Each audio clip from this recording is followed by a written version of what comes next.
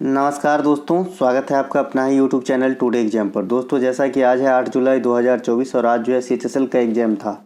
प्रथम शिफ्ट में GK GS के जो भी प्रश्न पूछे गए सभी प्रश्नों को लेकर के आ गया हूं। जैसा कि आप जानते हैं कि मैं 100% ओरिजिनल प्रश्न के साथ साथ important fact to fact extra fact दूंगा, जो आने वाले किसी भी एग्जाम में कंप्यूटर स्क्रीन के अंदर सीधे नजर आएगी। तो चलिए शुरू करते हैं आज का ये वीडियो। अगर आपको किसी भी भाई बंधु बहन को हमारा कंटेंट चाहिए, अब तक तो आपसे भी छुपे नहीं होंगे कि ये कितने रिलायबल हैं, कितने ऑथेंटिक हैं और कितने सटीक हैं आपके एग्जाम के लिए। तो अगर आप चाहते हैं तो डिस्क्रिप्शन में लिंक भी दिया गया है, आप लिंक के थ्रू भी विजिट कर सकते हैं, व्हाट्सअप के माध्यम से प्राप्त कर सकते हैं या फिर डायरेक्ट इस नंबर पे व्हाट्सअप कर सकते हैं। सिर्फ मैसेज ही करना है, कॉल नहीं करना है। और जो भी मैं पहले बता दूं, जिन बच्चे को सिर्फ एनालिसिस का ही PDF चाहिए, है ना, हमारा कोई भी कंटेंट नहीं चाहिए, सिर्फ एनालिसिस की ही PDF चाहिए, तो एनालिसिस वाली PDF जो है आपको टेलीग्राम पे फ्री दिया जाता है। तो उसके लिए व्हाट्सअप मैसेज करने की कोई भी ज़रूरत नहीं है, ठीक है। जो एनालिसिस वाली PDF होती है ना, वो टेलीग्राम पे आपको नेक्स्ट डे या फिर उसी डे लेट नाइट आपको मिल जाता है। तो उसके लिए व्हाट्सअप की ज़रूरत नहीं है। अगर आपको पेड लेना है हमारे कंटेंट के मतलब पढ़ेंगे किसी एग्जाम को देने के लिए, तो उसके लिए फ़ी है भाई, है ना, एकदम छोटा सा सूक्ष्म सा। ये बच्चे के द्वारा क्वेश्चन भेजे गए हैं, लेट होने का भी यही कारण है क्योंकि क्वेश्चन ही नहीं मिल रहे थे। क्योंकि मैं भी जानता हूँ एग्जाम की अंतिम पड़ाव है, तो थोड़ा क्वेश्चन और बच्चे भी कम हो गए, है ना। देखिए क्या क्या क्वेश्चन पूछा है। Minister of population Bhavai, pro kabaddi league, lowest population metropolitan की लोएस्ट जो है आपकी जनसंख्या पॉपुलेशन के बारे में, डेंसिटी मेट्रोपॉलिटन में। CS3NH2 की IUPAC की नाम पूछा है। Pressure responsible for plant growth, statement of Akbar, ब्रह्म समाज फॉर्मरली नेम, कमिटी रिलेटेड, है ना। तो इस प्रकार के आपके GK GS के क्वेश्चन आए हैं। देखिए प्रो कबड्डी लीग 2022-23 के विनर कौन है। जिस प्रकार से आप क्रिकेट के अंदर IPL को बड़े लोकप्रियता से जानते हो, उसी प्रकार कबड्डी के अंदर ये प्रो कबड्डी लीग है। इसकी शुरुआत कब हुई थी? 2014 के अंदर हुई थी और प्रथम विजेता कौन रहे थे? जयपुर पिंक पैंथर्स रहे थे। और 2022-23 के विजेता भी जयपुर पिंक पैंथर्स है, ठीक है मेरे भाई। तो ये ध्यान रखेंगे, है ना। 9वां सीजन के विजेता भी जयपुर पिंक पैंथर्स ही रहा है। अभी अभी आपके प्रो कबड्डी लीग के 10वें सीजन का फाइनल 2024 में खेला गया, जहां पे विजेता कौन रहे? पुनेरी पल्टन। किसे हरा के? हरियाणा स्टीलर्स को हरा के। तो आने वाले जो ये पुनेरी पल्टन वाला क्वेश्चन है वो CGL के लिए स्टॉक में रख लीजिएगा। इनके अलावा सभी विजेता का लिस्ट जो है नीचे दिया गया है। प्रो कबड्डी लीग बता दिया 24 में पुनेरी पल्टन हरियाणा स्टीलर्स को हरा के 10वां सीजन था, है ना। प्रो कबड्डी लीग की पहला से लेके 10वें सीजन तक के सभी विजेता आप यहाँ पे देखेंगे, ठीक है। तो जो है आपका जयपुर पिंक पैंथर्स पहली बार भी था और Jaipur pink panthers second last बार भी है। अभी जो विजेता है ये कौन है? पुनेरी पल्टन है। तो इन्हें ध्यान रखेंगे, है ना। सबसे अधिक बार पटना पायरेट्स जीते थे, है ना। ये आपको देखिए Patna pirates, Patna pirates, Patna pirates 3 बार जीते हैं ये, है ना। चलते हैं आगे। IPL की शुरुआत अब बात कर लेते हैं। 2008 में हुआ था। प्रथम विजेता रहा था राजस्थान रॉयल और इस टीम के जो कैप्टेंसी कर रहे थे शेन वार्न अभी इस दुनिया में नहीं है, ठीक है। शेन वार्न जो है अब इस दुनिया में नहीं है, स्पिनर थे, स्पिनर ही थे। इनके अलावा 2022 में विजेता गुजरात टाइटंस रहा था हार्दिक पांड्या के कप्तानी में। 2023 के विजेता चेन्नई सुपर किंग्स रहे थे और 2024 में विजेता कोलकाता नाइट राइडर्स रहा था। तो इस प्रकार से आप IPL के हाल फिलहाल के जो विनर्स हैं उनके बारे में ध्यान रखेंगे। कबड्डी में कुल कितने खिलाड़ी होते हैं? तो 7 खिलाड़ी होते हैं, लेकिन अगर आपको रिजर्व सहित कबड्डी में खिलाड़ी पूछेगा तो 12 खिलाड़ी आंसर करना है, क्योंकि कबड्डी में खिलाड़ियों की 12 की स्क्वाड होती है जिसमें 7 एट ए टाइम एक्टिव रहते हैं। पौधों में वृद्धि के लिए कौन सी दाब आवश्यक है? टर्गर बल, है ना। टर्गर बल, टर्गर फोर्स काम करता है। पेड़ पौधों में कुल कितने प्रकार के पोषक तत्व की आवश्यकता होती है? तो 17। और यहीं पे साहब एक क्वेश्चन आपसे पूछा जाता है कि पेड़ पौधों में सूक्ष्म पोषक तत्व कौन सा है? तो उसमें एक ऑप्शन रहता है बोरॉन। बोरॉन सूक्ष्म पोषक तत्व है। वहीं पे पेड़ पौधों में ज़्यादा कंज्यूम की जाने वाली पोषक तत्व आपका नाइट्रोजन वगैरह हो जाएंगे, ठीक है। इनके अलावा पेड़ पौधों प्रकाश संश्लेषण के दौरान पोषक तत्व प्राप्त करते हैं और हमें क्या मिलता है? हमें मिलता है ऑक्सीजन, है ना। प्रकाश संश्लेषण के लिए क्या क्या आवश्यक है सर? सूरज की प्रकाश, जल, क्लोरोफिल, है ना, ये सब आवश्यक है और कार्बन डाइऑक्साइड भी आवश्यक है प्रकाश संश्लेषण के लिए। पेड़ पौधों सांस लेने का काम कहाँ से करता है? स्टोमेटा, या इसे रंध्र भी कहते हैं। क्या कहते हैं? रंध्र। यहाँ से पेड़ पौधे सांस लेने का काम करता है। बाद बाकी हम सेल वाले जब भी बात छेड़े होंगे पेड़ पौधे और जीव जंतु में, सेल से संबंधित सभी बात हमने कर लिया होगा। पेड़ पौधे को जो अलग बनाता है आपका एनिमल सेल से, तो वो क्या है, सेल वाल है ना। सेल वाल जो है ये पेड़ पौधों को अलग बनाते हैं प्लांट सेल को एनिमल सेल से, क्योंकि सेल वाल सिर्फ प्लांट सेल में भी होता है। मैंने कहा था जो पिगमेंट होता है ना, पिगमेंट, ये भी आपका सिर्फ पेड़ पौधे में ही होता है, जैसे क्लोरोफिल हो गया है ना, जो वर्णक कहते हैं। इनके अलावा आपने सुना होगा कि उत्तरी गोलार्ध में पवन दाईं तरफ चलती है, जबकि दक्षिणी गोलार्ध में पवन बाईं तरफ मुड़ जाती है। और एक और है पवन के बारे में जो सर्वदा सत्य है ना, कि जहाँ पे है ना अत्यधिक दाब होती है, मतलब अत्यधिक दाब से कम दाब के तरफ जो है चलती है आपका पवन, ठीक है। इनके अलावा जो ये वाली बात जो आप देख रहे हैं कि उल्टा डायरेक्शन में क्लॉकवाइज और सीधा दिशा में जो है एंटी क्लॉक, यानी उत्तरी मतलब बायां होता है, ठीक है। उत्तर मतलब बायां, दक्षिणी मतलब दायां समझ लीजिए, ठीक है। तो उत्तरी गोलार्ध में पवन दाएं चलती है, उल्टा चल रहा है, और दक्षिणी गोलार्ध में पवन बाईं चलती है, जहां सीधा चलना चाहिए। तो ये कोरोलियस बल के कारण होता है, और कई करोड़ बार एग्जाम में क्वेश्चन पूछे गए हैं, ठीक है। इसके अलावा इस बल की उत्पत्ति का कारण अगर कल होकर पूछे कि भाई कोरोलियस बल उठने का कारण ही क्या है, तो पृथ्वी की जो रोटेशन है, जो घूर्णन है, वो कोरोलियस बल के कारण होते हैं, ठीक है। इनके अलावा हाइड्रोलिक ब्रेक, हाइड्रोलिक लिफ्ट, ये सब जो कार्य करते हैं ये पास्कल के सिद्धांत पे कार्य करते हैं। और पास्कल है ना वायुमंडलीय दाब को बैरोमीटर में मापते हैं, और पास्कल दाब का मात्रक होता है, मैं ये कहना चाहता हूँ, ठीक है। इनके अलावा अनुच्छेद 30 के अनुसार किस आधार पर अल्पसंख्यकों का उल्लेख किया गया है, ये क्वेश्चन पूछा गया है। तो आप जानते हैं कि अपने यहाँ अल्पसंख्यकों को भाषाई और धार्मिक आधार पर मान्यता दी जाती है ना। तो ये आपका भाषा और धार्मिक ये छांट के भी आप कर सकते थे, एज के हिसाब से एक ऑप्शन हो सकता है, तो ऐसा नहीं चलता है यहाँ, ठीक है। इनके अलावा 29 और 30 जो है ये अल्पसंख्यक हित से संबंधित है, जो उनके सांस्कृतिक एवं शैक्षणिक अधिकार को जो है एक मतलब गारंटी दे के क्या बोलते हैं उसको, समर्थन करता है, ठीक है भाई। इनके अलावा अनुच्छेद 30 जो है अल्पसंख्यक को शैक्षणिक संस्थान स्थापित करने तथा उन्हें संचालित करने का अधिकार देता है, जैसे मदरसा वगैरह है ना, जैसे मदरसा वगैरह हो गया, तो ये सब इसी में आ जाता है।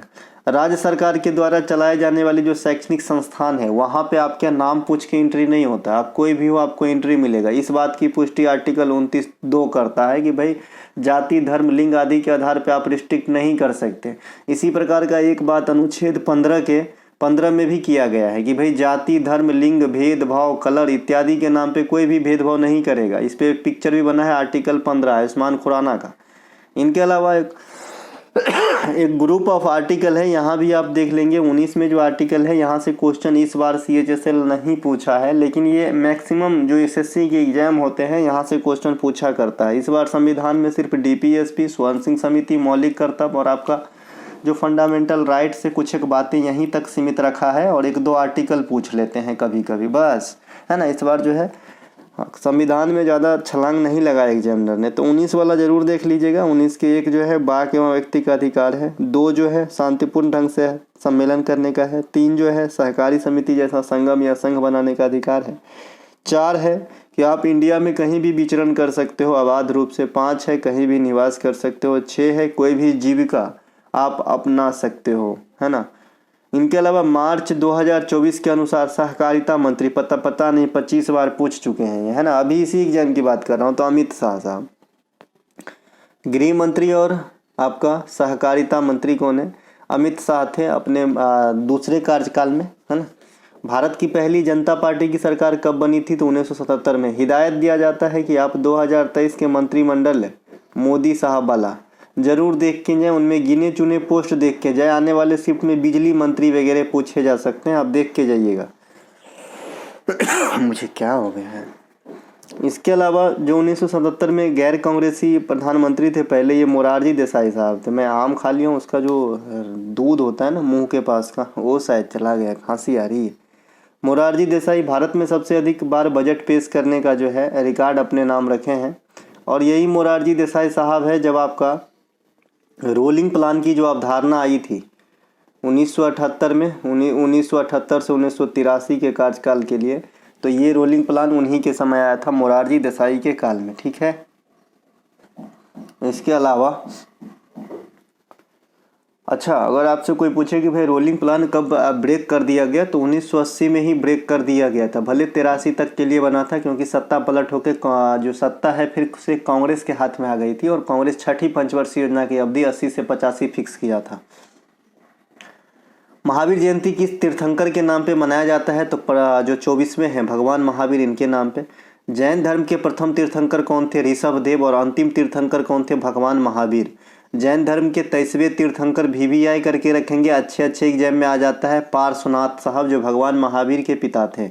इनके अलावा भगवान महावीर को जैन धर्म में वास्तविक संस्थापक माने जाते हैं, मेन फाउंडर माने जाते हैं। भगवान महावीर ने अपने उपदेश प्राकृत भाषा में दिए थे, जबकि भगवान बुद्ध ने अपना उपदेश पाली भाषा में दिए थे। श्वेतंबर, दिगंबर, अनिकांतवाद, स्यादवाद, ये चारों के चारों शब्द का संबंध जो है जैन धर्म से है, तो इन्हें ध्यान रखेंगे। अगर आपसे पूछे कि जो जनगणना 2011 के अनुसार जैन धर्म की तादाद कितनी थी इंडिया में, तो 0.4% है ना, इनकी वृद्धि रही थी जैन धर्म में, ठीक है, और 5.6% जो है इनकी संख्या रही थी। तो इस प्रकार से आप ध्यान रखें। इनके अलावा भारत में प्रमुख जैन धर्म से संबंधित जो तीर्थ स्थान है ना, ये आपका क्या है भाई, तो ये है माउंट आबू राजस्थान, दिलवारा के जैन मंदिर है। पालीताना का जैन मंदिर ये कहाँ पे है, तो ये गुजरात के अंदर है, पालीताना का जैन मंदिर। एक आपका मैंने बताया था, ये विवाद में भी रहा था एक बार भाई, झारखंड के अंदर जो पारसनाथ की चोटी है, तो ये तो याद रखना ही है, लेकिन झारखंड के अंदर एक जैन तीर्थ स्थल है जिनका नाम समेध शिखर है, इनको भी ध्यान रखना है ना। तो ये सब जो है जैन धर्म से संबंधित बातें हो गई।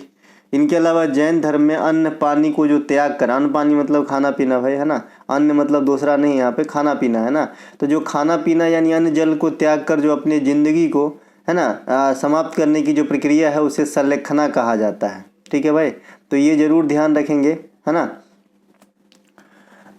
इसके अलावा जो गुरु पर्व है, अच्छा, चंद्रगुप्त मौर्य जैन धर्म को फॉलो किए थे और किससे लिए थे दीक्षा, तो भद्रबाहु नामक जो है जैन साधु से लिए थे दीक्षा। यहाँ पे कुछ गलती तो मैं बोला हूँ, लेकिन क्या बोला हूँ थोड़ा सा देख लेता हूँ, सब मुझे रिलाइज हो रहा है।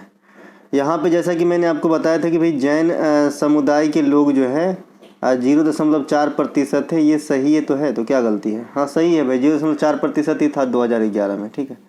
इनके अलावा ये बता ही दिए थे। इनके अलावा जो है गुरु पर्व किसके जन्मदिन पे मनाया जाता है, ये आपका गुरु नानक साहब के जन्मदिन पे। हेमिस बौद्ध धर्म का त्यौहार है जो लद्दाख में मनाते हैं पद्म संभव के स्मृति में। क्रिसमस ईसा मसीह के जन्मदिन पे मनाए जाने वाली त्यौहार है। राष्ट्रीय युवा दिवस विवेकानंद साहब के जन्मदिन पे, है ना। राष्ट्रीय एकता दिवस सरदार वल्लभ भाई पटेल के जन्मदिन पे 31 अक्टूबर को, और युवा दिवस 12 जनवरी को, है ना। और इसके अलावा सुभाष चंद्र बोस के जन्मदिन पे राष्ट्रीय पराक्रम दिवस हम मनाते हैं 23 जनवरी को। तो ये सब कुछ एक बातें ध्यान रखेंगे। मुग़ल बादशाह अकबर के बारे में स्टेटमेंट दिया गया था, ऑप्शन में एक स्टेटमेंट था कि दीन इलाही धर्म के फाउंडर, तो सही बात है, अकबर ने दीन इलाही धर्म को फाउंड किया था। अकबर के काल को मुग़ल कालीन स्वर्ण काल कहा जाता है, सभी जानते हैं। अकबर के दरबार में जो 9 कवियों का टोली रहा करता था, उन्हें नवरत्न कहा जाता था। अकबर के प्रारंभिक दिनों का संरक्षण कौन थे, बैरम खान थे। हल्दी घाटी के युद्ध 1576 में महाराणा प्रताप के खिलाफ अकबर के सेनापति कौन थे, मान सिंह। अकबर ने फतेहपुर सिकरी की स्थापना करवाया था।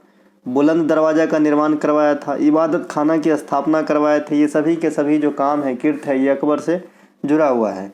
एक क्वेश्चन पूछा जाता है कि मुगलों का पहला नियोजित शहर, तो फतेहपुर सिकरी ही आंसर होगा। एक और शहर है मुगलों का, उनका नाम क्या है, दीन पनाह नगर। कौन बसाए थे, हुमायूं ने बसाए थे, ठीक है। आगरा के लाल किला के निर्माण कौन किए थे, अकबर ने किए थे। अकबरनामा के लेखक कौन है, अबुल फजल है। दहसाला बंदोबस्त अकबर के शासनकाल के दौरान टोडरमल के द्वारा जो है चलाया गया था। अकबर सती प्रथा को अंत करने के लिए भी प्रयासरत रहे थे। अकबर के काल में भूमि व्यवस्था को 4 भागों में बांटा गया था, है ना, पोलज प्रति नहीं क्या। इनके अलावा ब्रह्म समाज को पहले किस नाम से जानते थे, तो पहले कोलकाता स्टाइल में इनका नाम ब्रह्मो समाज, है ना, ब्रह्मो समाज, है ना, ब्रह्मो ओ रहता था लास्ट में, तो इसे ब्रह्मो समाज कह सकते हैं। बाद में आके बताइएगा कि ऑप्शन में क्या था इसका।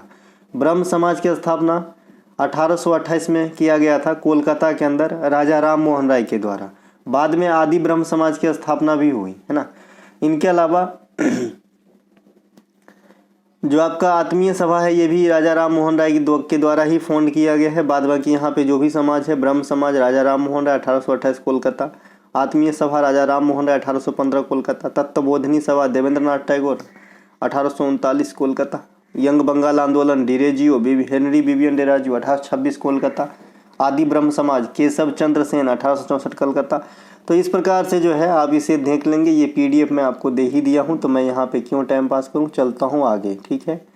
इनके अलावा भवई लोक नृत्य का संबंध किस राज्य से है? ये दोनों में से कोई एक ही ऑप्शन होगा, या तो गुजरात होगा या तो राजस्थान होगा, क्योंकि ये दोनों होंगे। देखिए मेरे से ही नहीं, आप किसी से भी आर्ट एंड कल्चर पढ़ते हैं तो PDF एक अलग बात होती है आर्ट एंड कल्चर की, लेकिन एक बार किसी भी टीचर के मुखार बिंदु से सुन लेना बहुत ज़रूरी होता है। क्योंकि जो आर्ट एंड कल्चर का एक चीज़ है वो हो सकता है कि एक से अधिक जगह एग्जिस्ट करता हो, और हो सकता है कि मेन वाला जहाँ आंसर होता है वो ऑप्शन में नहीं ना दिया जाए, ठीक है। तो बहुत सारे चीज़ है, जैसे मैं अगर आपको एग्जांपल दूं तो 13 ताली में भी सेम कहानी है ना। 13 ताली MP भी होता है, राजस्थान भी होता है, ये दोनों है। तो फर्स्ट प्रायोरिटी किसको देंगे? तो फर्स्ट प्रायोरिटी राजस्थान को देंगे, सेकेंड प्रायोरिटी MP को देंगे, ठीक है। वैसे ही मैंने बताया है कन्फ्यूजिंग पेयर में एक घूमर है और एक घुमुरा है ना, घुमुरा। इसमें खाली हर्षुकार का फ़र्क है। तो घूमर RJ यानी राजस्थान, राहुल जयकार नहीं भाई, और घुमुरा जो है ये उड़ीसा में है ना। तो ये देखिएगा दोनों में से कोई एक ऑप्शन होगा। यहाँ पे राजस्थान का जो नृत्य है स्वांग है, 13 ताली है, घूमर महिला करती है, सुईसनी है, कलबेलिया, इसे गुलाबो सपेरा का नृत्य कहते हैं। इनके अलावा गंगोर फेस्टिवल है, घपाल, पनिहारी, गिनाद, कच्ची घोरी, ये ध्यान रखेंगे राजस्थान के अंदर है। चंग भी होगा कहीं, चरी भी होगा, चंग भी होगा, तो चरी यहाँ पे है, चंग भी लिख लीजिएगा वो। इनके अलावा गुजरात में आएंगे, अच्छा राजस्थान में भवई भी लिखिएगा। गुजरात में आएंगे गरबा, डांडिया, रास, भवई, तिप्पानी, जोरिन, भवई, सिद्धि, दिमाल, ये सब जो है आपका कहाँ पे आ जाएगा भाई? गुजरात के अंदर। 2017 में MTS ने क्वेश्चन पूछा जिसमें गुजरात ही ऑप्शन में थे भवई के लिए, और गुजरात को सही आंसर माना है, ठीक है। लेकिन गुजरात और RJ दोनों ऑप्शन में रहे तो RJ को सही आंसर मानना है, ठीक है। इसके अलावा चपल, गढ़वाली, कमाइनू, कजरी, झोरा, लासलीला, पांडव नृत्य, भोटिया नृत्य, बरदा नाटिस, ये सब जो है लंगवीर वगैरह ये उत्तराखंड के हैं। उत्तराखंड में छोलिया नृत्य को जोड़िएगा, छोलिया नृत्य को उत्तराखंड में जोड़ लेना है, शादी विवाह के अवसरों पर किया जाता है। और ये मार्शल टाइप से क्या बोलते हैं भाई, मार्शल आर्ट टाइप से जो है नृत्य है। हरियाणा में फाग नृत्य है, डाफ नृत्य है, धमाल, लूड़, गुग्गा, खोर, गगोर, है ना। ये गुग्गा नवमी का त्यौहार भी होता है। तो ये सब जो है आपका हरियाणा का है। महाराष्ट्र का लावनी, नकटा, कोली, लेजिम, गाफा, दही कला, दशावतार, तमाशा, मौनी, पोवारा, गौरीचा, बोधा, माफ़ कीजिएगा दोस्त। तो ये जो है महाराष्ट्र से है ना। अगला है हमारा CH3NH2 का आयुपिक नाम पूछा है ना। अब ये लिखना तो मैं इतना जल्दी आपको नहीं सिखा सकता, क्योंकि मैं 12 में पढ़ा था, मुझे आती है लेकिन उस लेवल से नहीं आती है कि मैं आपको एक्सप्लेन कर सकूं। जो कमी है सो है, ठीक है, जो कमी है सो है भाई, है ना। ऐसा तो नहीं है कि मैं सब चीज़ जानता होऊंगा, है ना। तो मैं खुद में जानता हूँ, लेकिन एक्सप्लेन करने के लिए मुझे खुद पहले देखना होगा, पढ़ना होगा। मैं 12 में पढ़ा था, आज मेरे हम ख्याल में कम से कम 13 साल हो गए, 14 साल। एल्केन, यहाँ पे आप इससे मतलब रखिए, ये जो है क्या सफिक्स प्रफिक्स लगता है, कौन से फंक्शनल ग्रुप है, ये तो आपको याद करना है। इसके लिए मैं अलग से दे दिया हूँ। फंक्शनल ग्रुप को समझा चुका हूँ किस में लगता है, ये हम नीचे देखेंगे इसी वीडियो में। तो यहाँ पे आप मत जाइए, फिलहाल इस पे फोकस करते हैं, लास्ट वाले पे। C2H6 एथेन कहते हैं इसे, मीथेन का भाई इथेन, है ना। इसके अलावा इसी प्रकार से आपको पढ़ लेना है, लेकिन कहाँ से पूछा है ना, तब ये डाउन लग रहा है।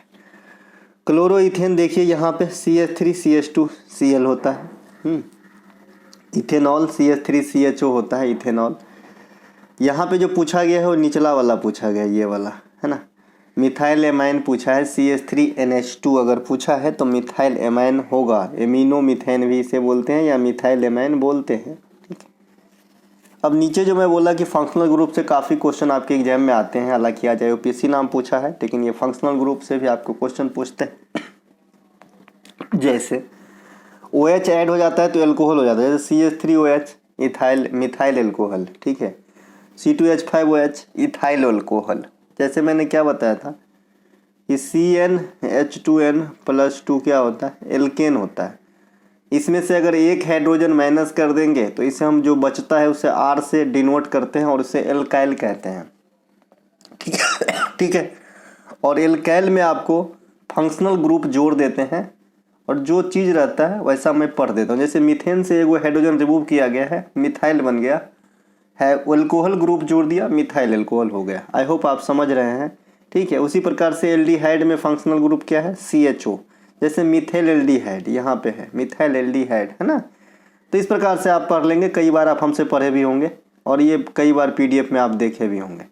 इनके अनुसार एक क्वेश्चन पूछा गया और जनगणना 11 अनुसार सबसे अधिक आबादी वाला दूसरा शहर कौन सा है। मेट्रोपॉलिटन सिटी में पूछा था, जो बड़े शहर है हमारे महानगर हैं, परंतु दिल्ली ऑप्शन में नहीं दिया गया था, ऐसा बच्चा ने लिखा है।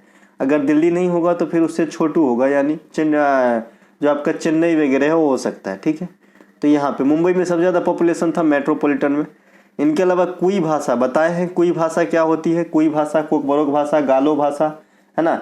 इसके अलावा अभी मेधावी भाषा, जो अभी साउथ में चर्चा का विषय भी रहा था, मेधावी या मेधावी भाषा। तो ये सब जो आपको ध्यान रखना है। तो कुई भाषा उड़ीसा में लोग बोलते हैं, कुई भाषा। ठीक है। कोकबरोक त्रिपुरा में बोलते हैं। मराठी और गुजराती किस फैमिली की भाषा है, इंडो फैमिली के, इंडो आर्यन के। और जो भी साउथ स्टेट की भाषा है वो किस फैमिली से हो जाएगा, द्रविड़ फैमिली से हो जाएगा ना। इनके अलावा गालो भाषा कहाँ बोलते हैं, अरुणाचल प्रदेश के अंदर बोलते हैं। अपनी पड़ोसी देश की भाषा जरा सा देख लेते हैं। श्रीलंका में सिंहली और तमिल बोलते हैं, भूटान में जोंगखा बोलते हैं, बांग्लादेश में बंगला बोलते हैं, म्यांमार में बर्मी बोलते हैं, म्यांमार में दिवेही बोलते हैं, म्यांमार में जो है बर्मी बोलते हैं और मालदीव में दिवेही बोलते हैं। ठीक है। बर्मा का नाम था, म्यांमार का नाम पहले बर्मा था, तो उससे पकड़ लेंगे, कोई दिक्कत नहीं है। इनके अलावा कौन सा एक बच गया भाई, अफगानिस्तान में दाड़ी पास्तो बोलते हैं, चाइना में चाइनीज बोलते हैं और पाकिस्तान में हिंदी भी बोलते हैं, उर्दू भी बोलते हैं, पंजाबी भी बोलते हैं। जनगणना 2011 के अनुसार किस राज्य में वृद्धि दर जो है सबसे कम थी, आपसे पूछा गया है। तो सबसे कम पूछा था कि सबसे अधिक पूछा था? सबसे अधिक पूछा है तब न मेघालय लिखा हूँ, सबसे अधिक पूछा होगा तो मेघालय लिखा हूँ। ठीक है। सबसे कम पूछा जाए सबसे अधिक, यहाँ पे ग्राफ से आपको मैं दिखाऊंगा। मेघालय सबसे अधिक, सबसे कम जो है आपका नागालैंड। लेकिन इसमें क्या होता है कि आपको कभी भी एग्जामिनर शुरू और लास्ट वाला देता ही नहीं है ऑप्शन में। तो मैंने हमेशा आपको बताया है कि किसी भी अच्छे बच्चे की एक तरीका है कि शुरू से 2 लास्ट से 2 हमेशा याद रखे। पहला और लास्ट तो सब याद कर लेते हैं। ठीक है। तो ये हो सकता है कि अरुणाचल प्रदेश हो, अगर ज़्यादा पूछा है तो, कम पूछा है तो हो सकता है कि केरला हो, है ना। तो बताइएगा कि ये कम वाला पूछा था कि ज़्यादा वाला पूछा था। इसके अलावा अगर केंद्र शासित प्रदेश में पूछे कि दशकीय वृद्धि सबसे हाइयर किसके रहे, तो दादर नगर हवेली के। ठीक है। दादर नगर हवेली के, ये ध्यान रखेंगे। सबसे कम लिंगानुपात भी इसी का रहा था और सबसे अधिक लिंगानुपात पुदुचेरी का रहा था, जहाँ पे डेकेडिकल ग्रोथ इन तीनों में तीसरे स्थान पे है। ठीक है। तो हम मिलेंगे अगले वीडियो में, तब तक के लिए जय हिंद, है ना। आज हम नहीं, एक क्वेश्चन और पूछा है। स्वर्ण समिति के ने कितने मौलिक कर्तव्य को सुझाया था? कितनी बार पूछेंगे पता नहीं, 8 को, 3 क्वेश्चन तो रिपीट किया गया है। 11वां संविधान 11वां जो मौलिक कर्तव्य है ये 2002 में 86वां संविधान संशोधन के द्वारा आपके जो है जोड़े गए थे। तो ये बात भी ध्यान रखेंगे। और मौलिक कर्तव्य से 2 करोड़ बार मैं पढ़ा चुका हूँ। यहाँ पे देखिए क्या होता है, स्वर्ण सिंह समिति अपने मन में रखे, मतलब रिपोर्ट में 8 प्रकार के जो है देने का सुझाव किया था, 10 प्रकार के ऐड हुए और 11वां आया आपका कब, 11वां आया कब, 2002 में। देखिए एक है राष्ट्रगान इत्यादि का पालन जो है, राष्ट्रगान, राष्ट्र जो गीत है, झंडा है, उनकी सम्मान करना, ये आपका पहला में है, 51 के 1 के ए में है।